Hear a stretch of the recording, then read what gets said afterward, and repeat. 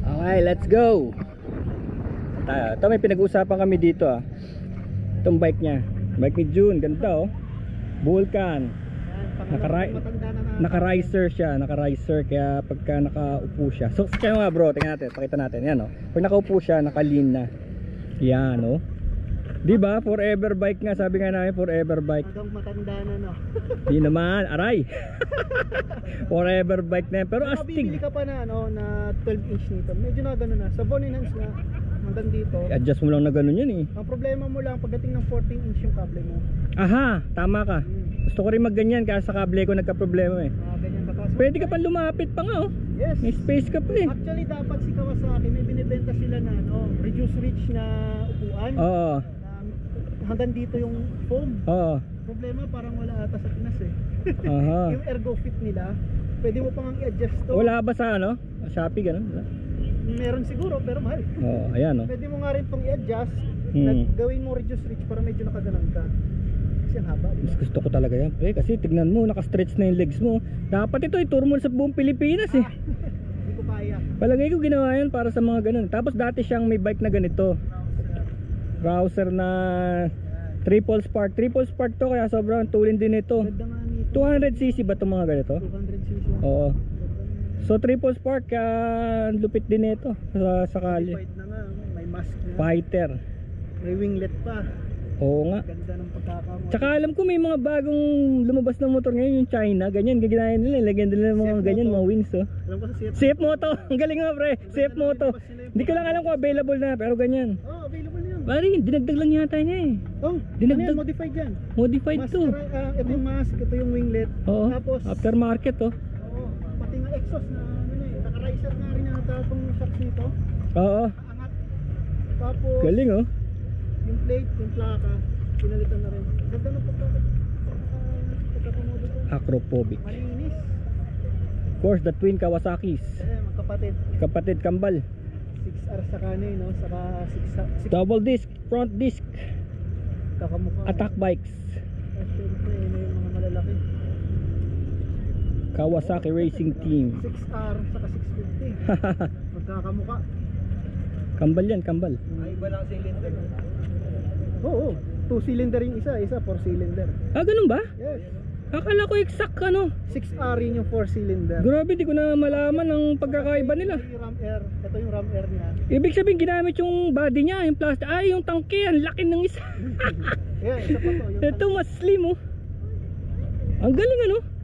Akala ko halos magpares na pareha sila. Ayun yung ating mga. Ay, yan na pala yung mga drivers. Ang gwapo eh, parang ano eh, parang. Yun oh. Kapatid ba talaga kayo? Ayan, ayan yung ano, yung sound check. Woohoo. Wohohoho! Acrophobic.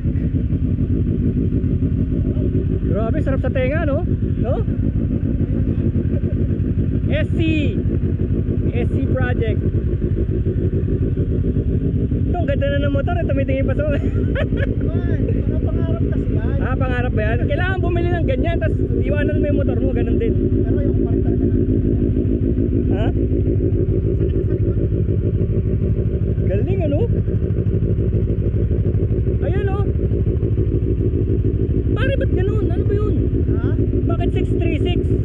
Kasi ito, Ito 650. 636 yan, pero ang pangalan niya Z6R. Ito naman, 650cc talaga, 649cc. Ang pinagkaiba nga lang, yung isa 2 cylinder, isa 4 cylinder. Mas malakas to. Mas mahal nga lang yun. Mas mahal din yan. Pero yung body, everything ano? Oo. Ang tawag nga dito kasi, nasa 600 class to, di ba? Oo. Pero ang makina niya is may extra na 36. Oo. Pag pinapasok siya sa racing, sinasabi maduga daw yung engine. Kasi nasa 600 class pero may 36 class na ano. Mas maganda yun, yung ano, 4 Maganda talaga yan. cylinder. Tunog pa lang eh. Diba?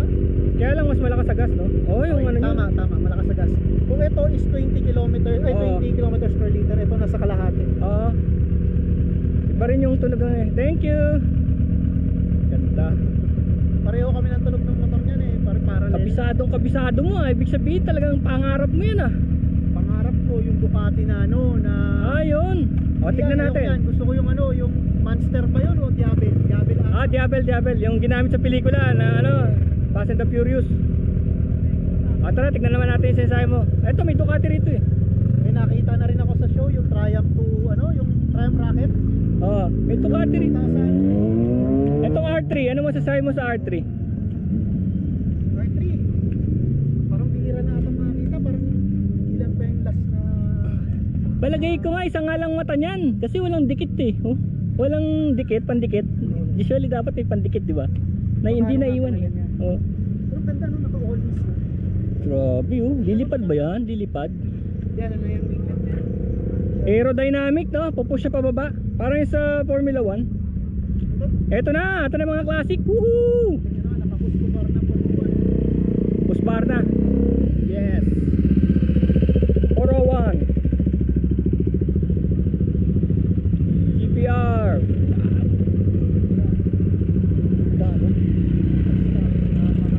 Oh, Vespa. Wow, Wasp Sprint.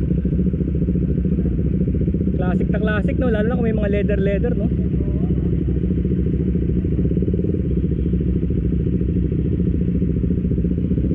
Ayan na, sisikat na itong tambay na to. Sigurado to. Dadami na tayo dito, at least open na open no. Alam ko Motostart, tama ba? Alam ko Motostart eh. Anong Motostart? Explorer 250. Oo nga no. Tama ba sir? Ay, bilang gusto kayo rin eh. Sige. Nakaano siya sa ano niya. Motorstar pare, tama ka. GPR oh. Maambon na. Tama ba Motostart?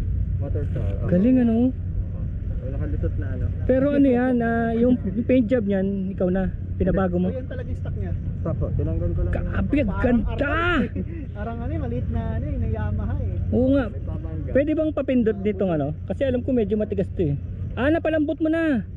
Napalambot mo na. Oil lang siguro no? Maintenance din kasi parang matigas din talaga yung clutch. Yung stock. Pero ang ganda ng dating niya, ganda. Hindi naman sira, hindi naman totoo yun ano? Nasa nag-aalaga. Oo, kasi yung mga Rusi, grabe, around the world Philippines eh. Wala namang problema eh. Umakit nga ng buntok ng Rusi. Tsaka ano, yung parts niya kasi compatible sa Honda. Aha!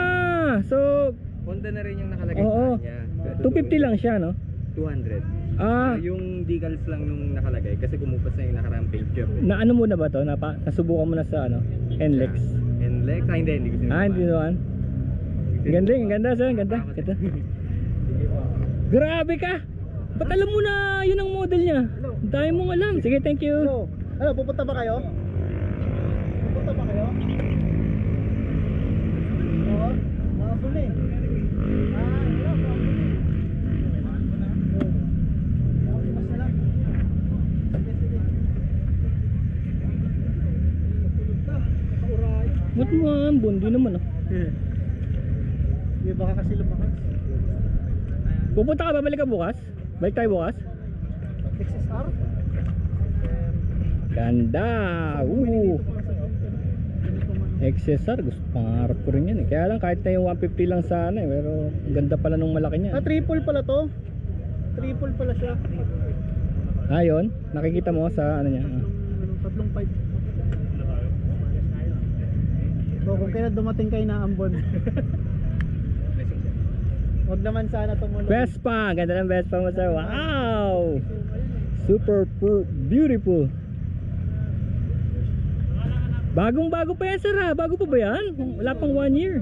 Wala pa, Dalawa pa lang. Wow! Gano'n na kalayo narating yan? Nakamarilaki na yan? Di pa? Pero ano pa lang, 700 pa lang. Aha. Dali natin sa Marilaki yan. Marilaki oh. May mga tropa ka naman para pag nagra-ride kayo. Sa kanila, kargado na. Sa akin, stock. Matulin pa rin to. Parang ano, 60 to 80 ayaw niya na. Panis, ayos. Tsaka siguro hahaba pa yun. Alam ko kaya nitong 100 plus, mga 110. Kaya nito. Sabi nila, pwede pa Pwede yan. Baka binibreakin mo pa lang. Pero palagay ko pwede. Wala po, sa libo eh. So, okay pa yan. Pero Kasi malakas ang makina nito eh. Malakas. Na-try ko na to eh. Meron yung ano ko yung ano ba tawag ko doon? Hipag ba yun? May ganyan eh. nagbablog kayo sir? Ano to vlog? Hello. Yeah. Shoutout nga Shoutout pala sa Vespa Marikina, yung plaka ko po. Ah, Vespa Marikina o Vespa Pasig? Marikina. Meron pa ng Vespa sa Marikina? Saan banda? Di ko alam surely, Oo. pero di ba sa Marilaki eh. Ah, Ay, imbes na dire-diretso mo yung pakanan, pero Oo. doon pa flyover. ayun, titignan ko nga. Kala ko Vespa Pasig yung mga una kong Ay, ito pala yung channel. Sige, thank you sir. Yeah, okay. Happy New Year right here. Oo. Maganda to, ma-develop ka natin tambayan kasi tama nga si Sir Edsel, yung bike and the people na nagkukwentuhan, katapat nila yung bike nila. Hindi kagaya ng mga cafe na iiwan mo yung bike sa labas or sa car park ng mall. Ito hindi, nandito sa tabi namin yung bike. Mababandayan mo. Tapos andyan yung craft coffee o kung gusto nyo ng steak, yeah, Franken steaks. Actually sir, vlogger din ako. Oy, oy, nice! Woohoo! Oh, ayan o, tignan natin siya. Neo Moto. So ano yung una mong bike bukod dito? Veloce 500 po yung una ko. Andun pa rin sa bahay mo? Wala na, nabenta ko na. Tapos nagpalit ako sa Z900 RS. So ano to, travel and food and tourism or everything? Ngayon mga review ng device, pang vlog. Yeah. Sige, magsa-subscribe tayo sa kanya. Neo Moto. Yes. Salamat po. Yeah! Woo! Ahoo! Nakakatuwa eh, no? Kaya so gusto kong supportahan tong si Moto Town dahil maganda nga rin yung ano niya, style niya. Nga lang, pag umulan, wala tayong tataguan. I think yun. Doon. Like dati. Doon sa motorismo. Akala ko, Moto Town na motorismo, konektado. Hindi pala, no? Parang hinire lang sila. Separate entity. Ganda. So itong tambay natin is 5 to 12, ano? 5 to 12. So sana every weekend or Friday, Saturday, Sunday. Actually, kanina nga lang namin tinignan eh. Ganon? Uy, meron pala. Sige, punta na tayo. Ako gusto ko suportahan eh. Itong Moto Town tsaka si Motorismo. Bukas Motorismo nasa Santa Ines. Meron siyang pa-testing nung mat. Mga demo. Hindi, pasasakayin ka tapos tawid ilog. Gusto mo pumunta? Ay, vlogger ka naman eh. Wala ako, Tara. May ano po kasi. Ay, ano ka? Sige, next time na lang. Next time. Marami pa naman yun eh. Tawid ilog sa Santa Ines. Tsaka hindi ito pwede, kailangan meron kang parang pambatbata na bike dahil lulubog tayo ron. Lulubog tayo dun eh. Yes, nice. May butas pala dun, pwede pala dun. Yun na. 87. Ano yan?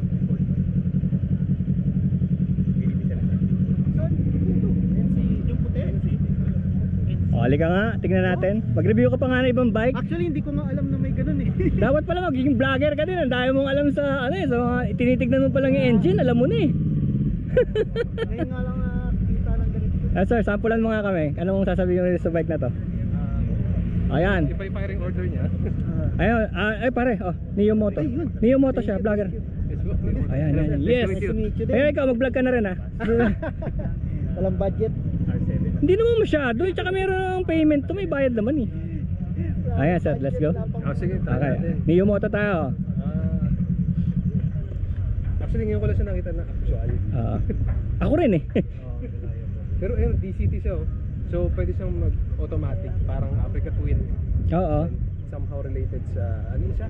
Yung Rebel 1100. Pwede mag-set ka sa automatic. So this is like FI and ilan ang nito? Ang piston siguro.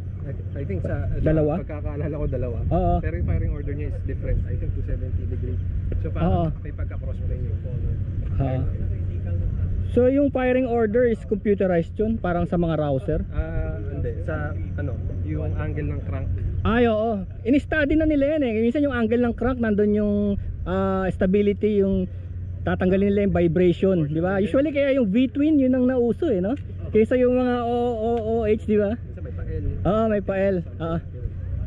Magaling ang Honda ron dahil meron silang mga nilabas na ganun eh. Yung dash nila, yung Honda CB. Ginanon nila eh.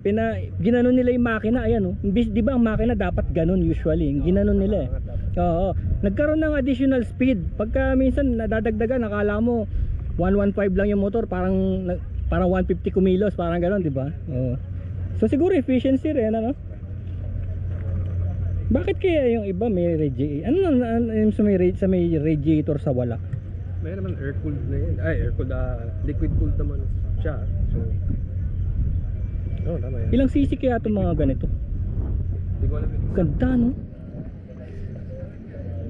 Kasi meron din sila lumbas yung 150 lang, tapos ang laki-laki ng katawan. Ay, CB150. Oo, nagulat nga rin ako, sabi ko bakit ganun na akala ko 1000cc, yung pala 150 lang, yung pala parang ginamit yung cover niya, yung cover. Tapos nilagyan lang ng maliit na makina, tapos nilagyan lang ng burloloy dito para hindi na makitang may butas. Pero yung buntot nun pala yun. Oo, nagulat nga ako. Pero mahal din daw eh, nasa, kano ba yun? 200 din yata sa 200 pa rin ba?